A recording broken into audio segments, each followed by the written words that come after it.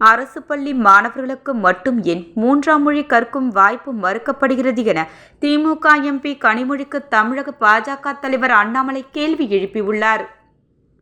தமிழக பாஜக தலைவர் அண்ணாமலைக்கு பல்வேறு கேள்விகளை எழுப்பி திமுக எம்பி கனிமொழி சமூக வலைதளத்தில் அறிக்கை ஒன்றை வெளியிட்டு இருந்தார்.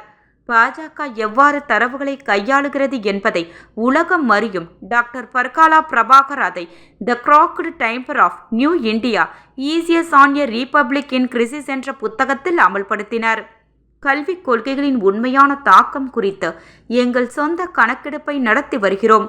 நீங்கள் உண்மையிலேயே அக்கறை கொண்டிருந்தால் எங்களுக்கு பிரசங்கம் செய்வதற்கு பதிலாக நிதியை விடுவிக்க உங்கள் மத்திய அரசிடம் சொல்லுங்கள். நீங்கள் உண்மையிலேயே மும்மொழி கொள்கையை ஆதரிக்கிறீர்கள் என்றால் எத்தனை கேந்திரிய வித்யாலயா பள்ளிகள் தமிழை கற்பிக்கின்றன என்பது பற்றிய தரவை எங்களுக்கு தர முடியுமா என கேட்டிருந்தார். இதற்கு பதிலளித்த அண்ணாமலை வெளியிட்டுள்ள அறிக்கையில், தரவு பாராட்டுக்குரியதாக இருந்தால் அதை முரசொலியில் முதல் பக்கத்தில் வெளியிடுவீர்கள். ஆனால் மத்திய அரசு வெளியிடும் தரவுகள் தமிழக அரசை விமர்சிக்கும் வகையில் இருந்தால் அதனை ஒரு சார்புடையது என்கிறீர்கள்.